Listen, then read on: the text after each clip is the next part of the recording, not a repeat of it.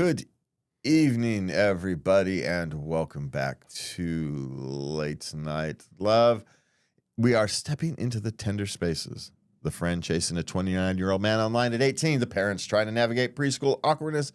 The new mom wondering if babies ever stick to a schedule. And the teen headed to the beach while mom hovers nearby.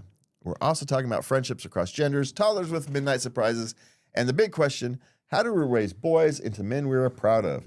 That's actually a good question, because first you have to decide what is the man to be proud of. You know, and is it a man to be proud of, or is it a human being to be proud of? It's a very philosophical question, I suppose we're going to be ending the night on.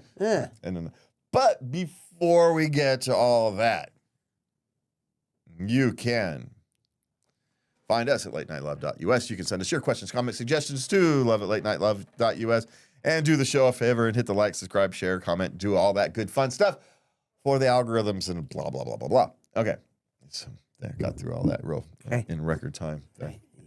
I should time you. I'm not sure that's a good thing, but we'll let that leave. We'll let that one lie. Okay, so let's just hop right in. What do we got? I think my friend is interested in an online friend of hers. Now, she's an 18-year-old female. He's a 29-year-old male. And she tries to convince me it's fine. How do I tell her that she shouldn't go after men with such an age gap? Okay, well, first, if you're going to do this, you have to understand why she wants to choose someone who's that much older. Mm-hmm. It's because the people in her age group are immature jerks. And they are. 18-year-old boys are the dumbest demographic. They're the ones who will go, sign up to go off to war, right? These are the morons this is your moronic time as a human being. And as men especially, at 18, we're stupid.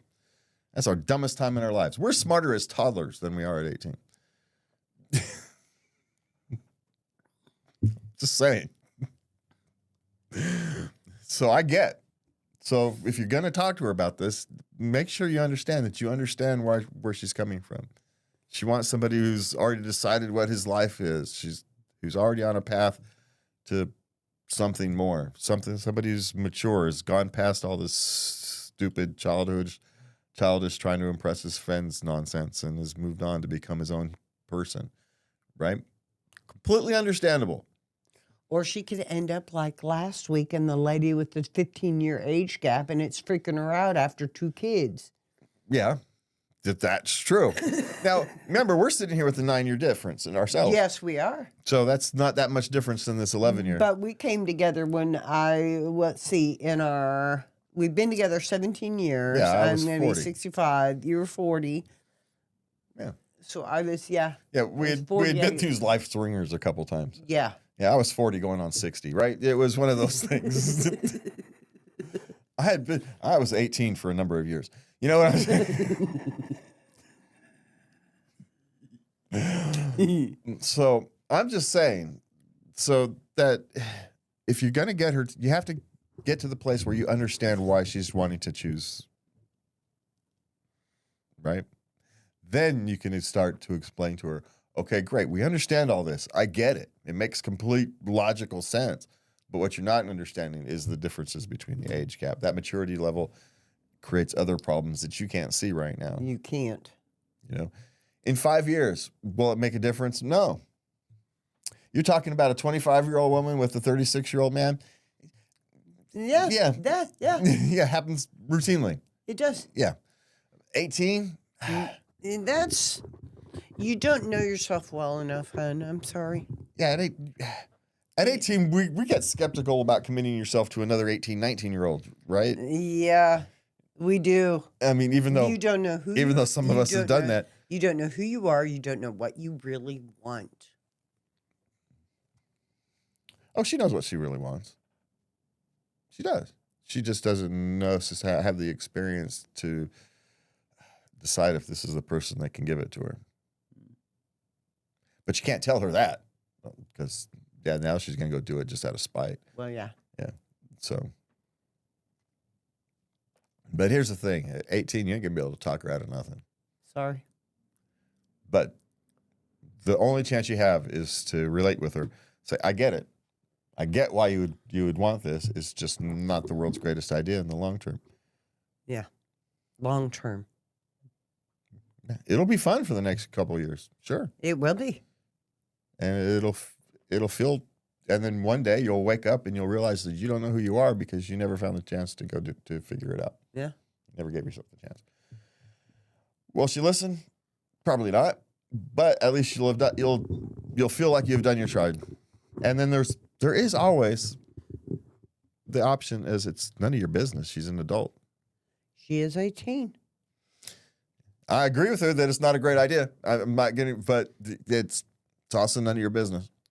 Now, maybe you approach us. I know it's none of my business, and I understand why you would do it. But I love you, and I'm concerned. Yeah, and then leave it at that.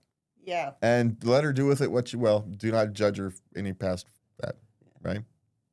And I think that's the best shot you got. Okay, I completely agree with you, but I think that's the best shot you got. Okay. I never knew how awkward I am until I started involving myself in my 4-year-old school. What do you care if you're awkward? They're awkward too, hen. Yeah. You just feel awkward. Would be my suggestion. You've been at home for 4 years. Well, I'm guessing there's some larger personality things that she does that she's just now really realizing. Okay, yeah. You know, she's got some personality quirks that, you know. You know, she's 28, 30, you know. And here's the thing. Maybe what you see other people doing doesn't necessarily mean that's what they're feeling. Right? You said, I'm feeling awkward because I don't want to go talk to these large group of people. And of course, half of those people there don't want to be there either. Right? They've kind of forced themselves to go out and they've become practiced at it and they can manage it and it looks like they're doing great. When in reality, they just want to go home. They are no different than you. Now, the extroverts, they're there. They're having a grand old time. Their batteries are charging. They're doing great. But you got to understand, that's just who they are. They get batteries charged. Their battery get charged, where I, on the other hand, get socially just drained. And it's perfectly fine. Neither one is bad nor good. They just are. That doesn't mean I don't like going to church for 3 hours, you know, on a Sunday morning, go there early and help out and stuff. But I am done when I'm at the end of the day. By the time I leave church, I am so wiped out. I can't do anything.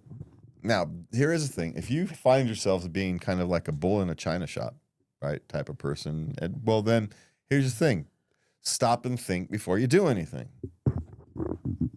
That's it. All you got to do is just think twice. That will if nothing else, it will slow you down, and slowing you down will help you not be the bull in the china shop. There you go. That's it. It doesn't even matter if you change your mind. Just think twice because it will slow you down. And slowing you down will make you less of a bull in a china shop. Okay. That's my suggestion for, kind of curing that awkwardness. Slow down. Your mind is going 1,000 miles an hour, right? Slow it down. Think twice. That's it. I know it's a silver bullet thing, but it's not really a silver bullet. It's actually quite hard to remind yourself to think twice. And you can still embarrass yourself, but you'll at least have thought it through.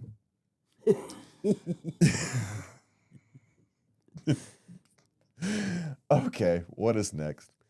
Okay, this is great. This is a good one. Uh-huh. Do babies grow out of schedules? Well, It's 3 months old. well, that's one way to say yes, babies evolve as they grow old. They do.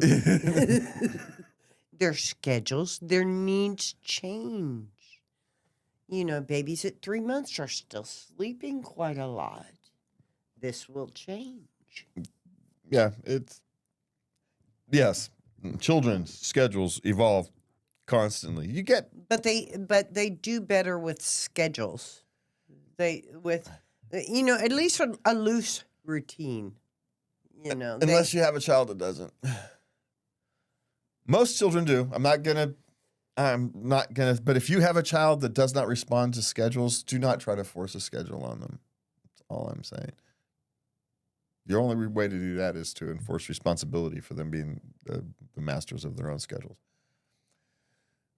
I don't know what the percentage is, but there's a percentage of skids out there who do not respond to schedules. Mm-hmm. It's a cage to them instead of a ladder. You know, schedules to a lot of people are ladders, right? They help them get through their day. There's nice structure. It helps them climb. I don't. I can't. I have such a hard time. I'm stuttering, thinking about not having a schedule. Yeah. Well, to some people, schedules are cages. I can't accomplish everything I want The restrictions. unless I like in the morning I have more energy, so I do things at that time. Yeah, but In what the if evening I'm comatose, so I do. what if what I want changes? Now I've got this stupid schedule I've created to box me in. No, it's flexible. You can, it's like Legos. You can interchange, switch them out, switch them in and You out. keep using this word. I don't think it means what you think it means. My schedule evolves. A schedule is a schedule. Yeah, it evolves over time, but not. It does. But its day doesn't evolve. Within a day, you know what my day has been like today? We scheduled it yesterday. It's just not your normal routine. I know. There's a difference between that. I know. A routine this and is just. well, maybe this is actually a good discussion. A routine and a schedule are different things. Ooh. Are they not? Ooh, a routine. Okay. I was thinking, because even with children, there are certain things that you do during the day. You eat breakfast, you have lunch, dinner. You have to get up in the morning and put on clothes and brush your teeth. You have to shower at some point within a 24-hour period. Yeah. So, I mean, maybe we're playing semantics here, but schedule, I think there's something difference between schedule and routine. Okay, a schedule says you must be in the shower at 6 p.m. every evening. So, but yes, the baby's routines evolve. They really do. Children's routines evolve. Big time. Yeah. And you have to evolve with Every it. couple months. I swear. Yeah, and the evolution as they get older. Slows down. It slows down as they get older. As they get old, as it should. Yeah. As they grow slower, it slows down. Yeah. And oddly enough, when boys, hit this growth spurt, they also hit their evolution spurt in the teenagers. Same time frame. When they grow a lot and they change a lot. It plays out. I didn't raise girls. I don't know. I'm assuming that the same thing works for girls when they have periods of large changes. They have periods of large changes. It's not just it's maturity levels as well as physical. Same thing with boys. Well, immaturity levels. They get less mature. But that's a whole different question. Boys revert. It's the most ridiculous thing on the planet. A 12-year-old boy is more mature than a 14-year-old boy. Just saying.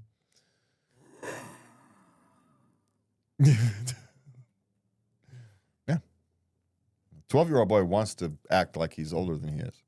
14-year-old boy has no idea what he's doing. So they don't.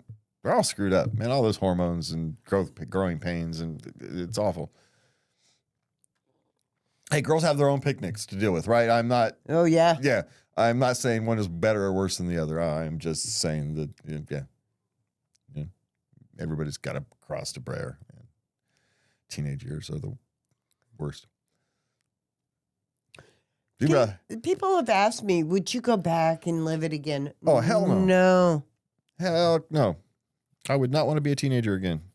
In any age. This age, my age. This age. The age I was a teenager 50 years ago? No. Oh, screw that. Okay. Okay. Would it be protected to stay nearby during my teen's beach trip? Okay, he's 17. Uh-huh. And he's going with a group of 16, 17-year-olds, and they're going to a beach, couple-hour drive away. They rented a beach house, and they're going to party. They're going to spend the weekend there. And she's kind of freaking out. Because they're going to do something dumb. They will. Oh, I'll guarantee you they're going to do something dumb. But here's the thing. So she wants to go and stay at a B&B nearby What? So you can be closer to what? to the hospital. That's because that's about also easier to bail them out. The 2 hours ain't going to make a difference. It really won't. Yep. Let them be. This is one of these things. This is that kind of, it's like a rite of passage, right? Where you send them off into the forest and you got to survive overnight all on their own with nothing but a stick or something. Yeah. You know? And it's not like you sent them out there untrained. You've trained him for 17 years. He's trained. Now it's his time to go off and try to survive a weekend. A teenage weekend of being idiots. Yeah. Good luck. And here's the thing. He will be okay. 99% of them survive. They're just 99 fine. do. Yeah, they're just fine. 99% of the time, they're all just fine. And the other ones go, hey, watch this. Yeah. Yeah, as long as your son's not the one who goes, hey, watch this, you're all good. Yeah. Now, even if he is, he'd probably be fine. Probably. Stupid should hurt. Be all right. That's how they learn. Stupid should hurt. Yeah. That's how you teach boys. Stupid should hurt. That means you got to watch them hurt themselves. Yeah. And I know women have trouble with that. Men don't. Because we've done that. And the only way you learn is to do it. You can tell them all you want, but then you tell them, okay, if you're going to do it, here's what screwed up when we did that. Solve that problem and maybe you'd be all right. Have fun. And we do. And they survive. You know. Sometimes broken arms, sprained ankles, broken wrists. Happens. Be all right. That's the biggest thing, right? They're going to be goofing around partying and someone's going to get, I don't know, burn themselves in the fire, in the bonfire. Or a phone end up in the fire. That's hardly a problem. They'll trip over. They'll be running around on the beach and fall and, break a wrist or sprain something. Or someone's going to come home with a twisted knee. It's chance of it's some catastrophe because it's going to be contained, right? They're on the beach. They're not going to be out driving and drinking. So they're going to be out drinking on the beach and stuff and doing you'd be all right. They'll be okay. Should they be drinking? No, but they're going to. But they will. Yeah. If hopefully that's pretty much it. Maybe a little weed, but that's all. Stay away from the acid, Yeah, well, hey, we survived. Okay. How do I talk to my girlfriend about wanting friendships with women again without making her feel insecure or like I'm disrespecting the relationship?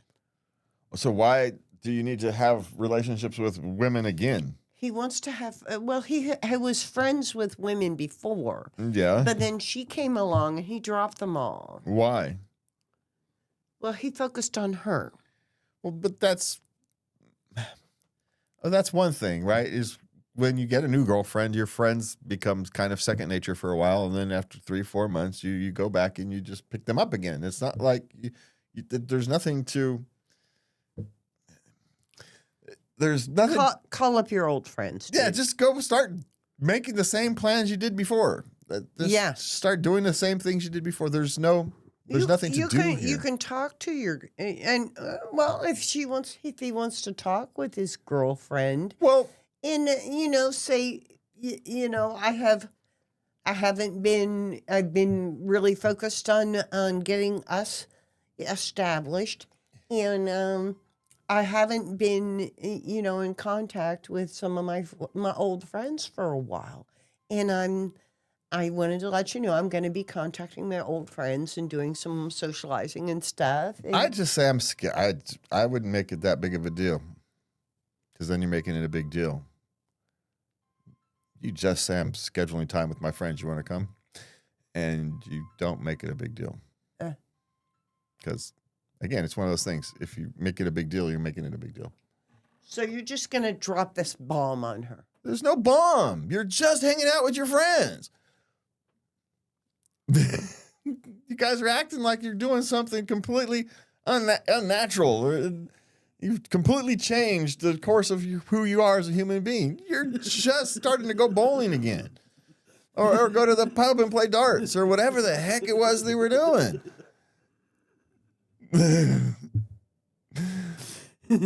Good Lord. You guys are killing me. There's no deal here. Just do it. You know, you be respectful. If you schedule something, you tell them that you're scheduling something. But man, they're your girlfriend, not your wife. Lord, you don't have to lose yourself. They're 20. This is silly. Yeah. Yeah. Don't set the bad precedent. Just do it. Yeah. All right. Okay. I think you should say something first. 2-year-old poops in sleep. That's the only time he poops. His body clock's all out of whack. When are you feeding him? Maybe the time between his dinner and getting up is too long, or going to bed is too long. I don't know.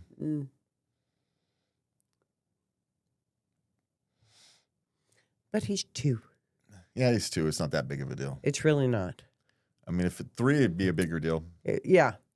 But I mean, if you're really concerned, I mean, if you're something medical, you know, talk to your doctor. But I would consider the schedule. Yeah. But, yeah. Or maybe he doesn't like pooping during the day for some reason. Something happened. Yeah, there's you never know, 2-year-olds. Ooh, the toilet monster. The toilet monster doesn't like pooping in the toilet, so he holds it, and then and then when his body relaxes, it works its way out. Yeah. So, yeah. So figure out that one. There you go. There's a couple potentials. Couple things. Yeah. Yeah. All right. Thoughts on raising boys to be good men? That's a good question. First, you have to decide what you want what define a good human being. Let's forget this good man, good woman. You have to define what good is. Isn't that subjective? Well, yeah. That's why I'm not giving you a definition. Yeah. You have to decide what good is. Mm-hmm. And then you have to create a parenting style that it tends to create that and hope it works. Because now the best thing that I have heard,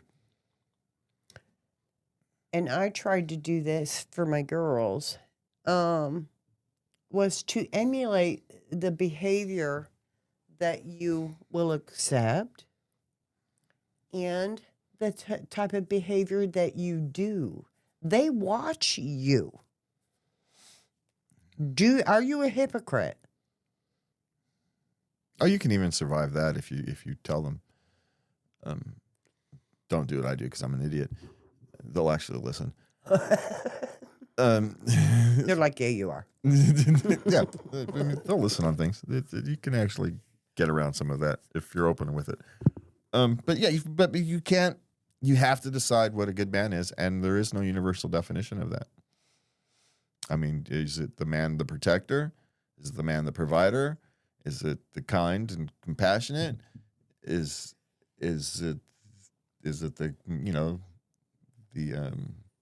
is the driven?